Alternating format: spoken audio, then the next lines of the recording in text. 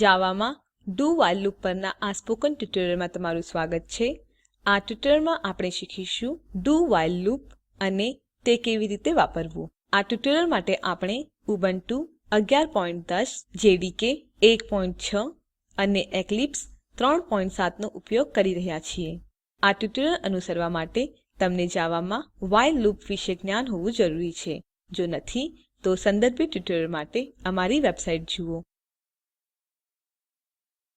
અહીં do while loop નું structure છે.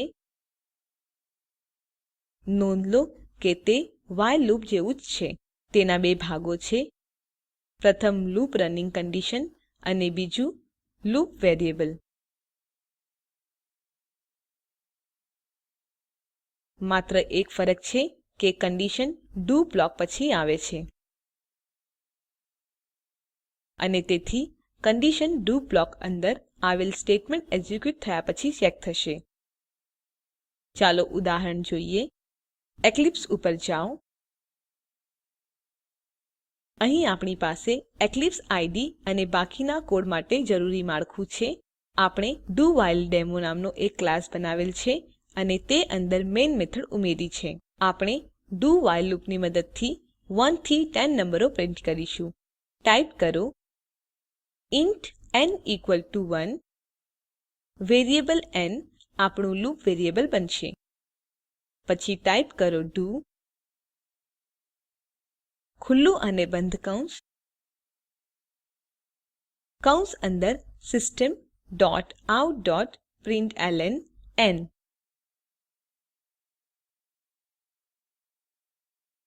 આપણે ન ની વેલ્યુ પ્રિન્ટ કરીશું અને તે પછી તેને ઇન્ક્રીમેન્ટ કરીશું ન ઇક્વલ ટુ ન પ્લસ 1.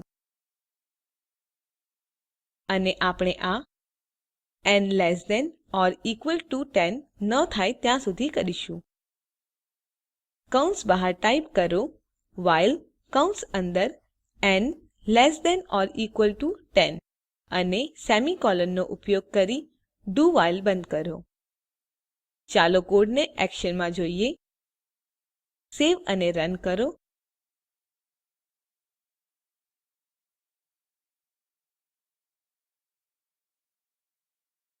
આપણે જોઈ શકીએ છીએ 1 થી 10 નંબરો પ્રિન્ટ કરવામાં આવેલ છે.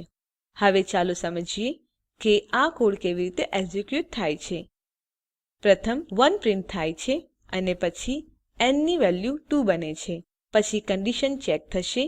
તે ટ્રૂ છે, તેથી ફરીથી 2 પ્રિન્ટ થયેલ છે અને ન 3 બને છે. અને એ રીતે 10 પ્રિન્ટ થાય ત્યાં સુધી લૂપ વધે છે. તે પછી ન ની વેલ્યુ 11 બને છે. જ્યારે n ઇઝ ઇક્વલ ટુ 11 થાય છે, કન્ડિશન નિષ્ફળ થાય છે અને લૂપ અટકે છે. 50 થી 40 નંબરો ઉતરતા ક્રમમાં પ્રિન્ટ કરીએ. તો આપણે 50 થી શરૂ કરીશું. n ઇઝ ઇક્વલ ટુ 1 ને n ઇઝ ઇક્વલ ટુ 50 થી બદલો. આપણે મોટા નંબરથી નાના નંબર માટે લૂપિંગ કરી રહ્યા છીએ. તેથી આપણે લૂપ વેરિયેબલ ડિક્રીમેન્ટ કર્યો છે. તો n is equal to n plus 1 ને n is equal to n minus 1 થી બદલો. n greater than or equal to 40 થાય ત્યાં સુધી લૂપ કરીશું.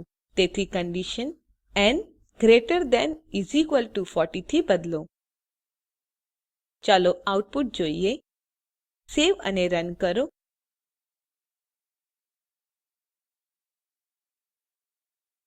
આપણે જોઈ શકીએ છીએ 50 થી 40 નંબરો પ્રિન્ટ થયા છે. હવે do while લૂપની મદદથી વિવિધ લોજીકનો પ્રયાસ કરીએ. નંબર સંપૂર્ણ વર્ગ છે કે નહીં તે શોધો. પ્રથમ મેઇન મેથડ ક્લિયર કરો. પછી ટાઈપ કરો ઇન્ટ ન ઇઝ ઇક્વલ ટુ 25. ન ની વેલ્યુ સંપૂર્ણ વર્ગ છે કે નહીં તે જોઈશું. પછી ટાઈપ કરો int x is equal two 0. આપણે જો નંબર સંપૂર્ણ વર્ગ હોય તો તેનું વર્ગમૂળ સંગ્રહવા માટે x નો ઉપયોગ કરીશું. પછી ટાઈપ કરો do ખુલ્લું અને બંધ કૌંસ, કૌંસ અંદર x equal to x plus 1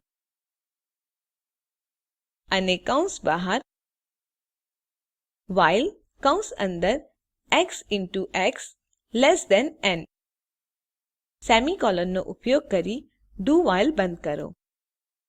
જ્યાં સુધી x into x less than n હશે ત્યાં સુધી આપણે x ની વેલ્યુ ઇન્ક્રીમેન્ટ કરીશું. તો જ્યારે લૂપ અટકે છે આ કંડીશનનું વિપરીત ટ્રૂ થશે, જેનો અર્થ છે ક્યાં તો x ઇન્ટુ x n સમાન છે અથવા તે n કરતા મોટું છે. જો x into x equal to n તો તે નંબર એક સંપૂર્ણ વર્ગ છે. જો તે n સમાન નથી તો તે નંબર સંપૂર્ણ વર્ગ નથી. તેથી છેવટે આપણે કંડીશન પ્રિન્ટ કરીશું.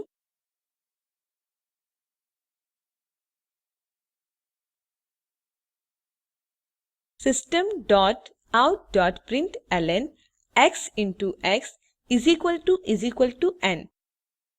ચાલો કોડને એક્શનમાં જોઈએ. સેવ અને રન કરો અને આપણે જોઈ શકીએ છીએ કે આઉટપુટ ટ્રૂ છે. ચાલો બીજા સંપૂર્ણ વર્ગ સાથે પ્રયાસ કરીએ. n ઇસ ઇક્વલ ટુ 25 ને n ઇસ ઇક્વલ ટુ 49 થી બદલો. સેવ અને રન કરો.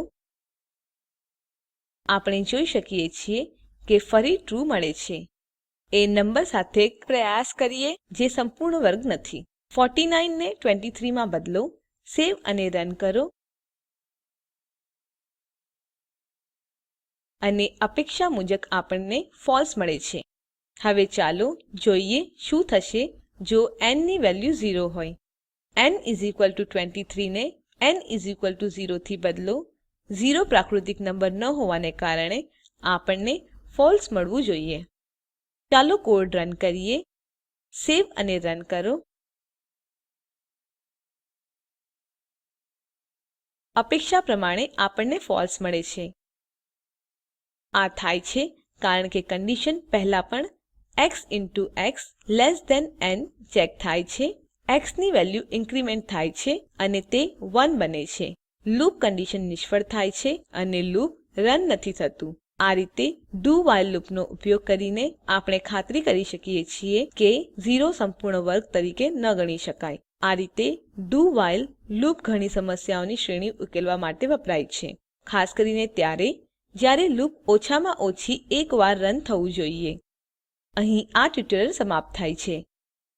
આ ટ્યુટોરીયલમાં આપણે શીખ્યા do while લૂપ અને તે કેવી રીતે વાપરવું. આ ટ્યુટોરીયલ માટે એસાઈનમેન્ટ તરીકે નીચેના પ્રોબ્લેમ ઉકેલો. આપેલ બાયનરી નંબર માટે તેનો દશાંશ સમકક્ષ શોધો. સ્પોકન ટ્યુટોરીયલ પ્રોજેક્ટ વિશે વધુ જાણવા માટે આપેલ લિંક ઉપર ઉપલબ્ધ વિડીયો જુઓ. તે સ્પોકન ટ્યુટોરીયલ પ્રોજેક્ટ માટે સારાંશ આપે છે. જો તમારી પાસે સારી બેન્ડવિડ્થ ન હોય તો તમે તે ડાઉનલોડ કરી જોઈ શકો છો. Spoken tutorial project team spoken ટ્યુટોરીયલની મદદથી વર્કશોપ આયોજિત કરે છે. જેઓ ઓનલાઈન પરીક્ષા પાસ કરે છે તેમને પ્રમાણપત્રો આપે છે. વધુ વિગતો માટે contact@spoken-tutorial.org ઉપર સંપર્ક કરો. Spoken tutorial project A talk to a teacher પ્રોજેક્ટનો એક ભાગ છે જે આઇસીટી એમએચઆરડી ભારત સરકાર દ્વારા શિક્ષણ પર નેશનલ મિશન દ્વારા આધારભૂત છે. આ મિશન વિશે વધુ માહિતી આપેલ લિંક ઉપર ઉપલબ્ધ છે. આઈઆઈટી બોમ્બે તરફથી રેકોર્ડિંગ કરનાર હું જ્યોતિ સોલંકી વિદાય લઉં છું. જોડાવા બદ્દલ આભાર.